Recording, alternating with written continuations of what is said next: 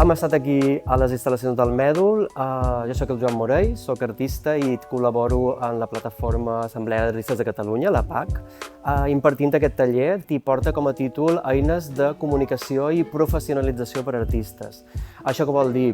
Que els artistes, encara que siguem autodidactes, que hagin tingut una formació acadèmica, una universitat, una escola d'art, o ens hagin fet artistes després d'estudiar altres carreres, ens trobem que quan ens volem professionalitzar, moltes de les estratègies de producció artística no ens serveixen. Aquest taller proposa una mirada a 360 graus de com seria la figura d'un artista complet per saber quines competències tenim els artistes d'avui dia, no? I quins són els mitjans que, per exemple, la comunicació passa per altres vies, com fa 20 anys no era així. Per exemple, xarxes socials, l'accés tan ràpid a la informació i fins i tot aplicacions de beques i convocatòries que es fan només en format digital.